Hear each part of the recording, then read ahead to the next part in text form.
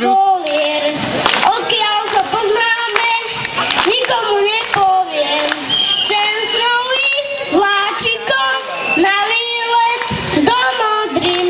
Najprv sa poškriepiť, potom sa udobriť, mať svoje tajomstvá, zamknúť ich na kľúčik, vymýšľať priateľom bláznivé mená. Škoda, že je iba vymyslená. Škoda, že je iba vymyslená. Predskokan Alana Mikušeka, Šimonko. Šimonko, kým si ty vyberieš jedno z týchto tričiek, ja si pôjdem na mikrofón. A ešte jeden spevák alebo speváčka, pretože máme tu ešte jedno tričko. Takýto potlesk ste ešte určite nedostali na žiadnej akcii, tak ideš ty spievať? Dobre, tak vyberiem si teba. Poprosím opäť môjho šarmantného asistenta. Jasné, Šimonkovi dáme.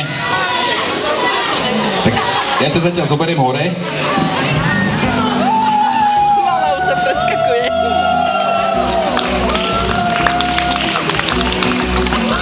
Pozrite sa, už má akú radosť. Daj si trošku dole šiltovku, nech ti vidia do tváre. Dobre, ty sa voláš ako? Ľudská. Ľudská. Čo budeš spievať, Ľudská? Po nábreží koník beží. Tak to bude známa hitovka Po nábreží koník beží, len Ľudská, daj pozor, aby si nám nespadla z pódia. Tvoj je ten mikrofón. A po tebe už pôjde Alan Mikušek, takže ty si posledná predskokanka.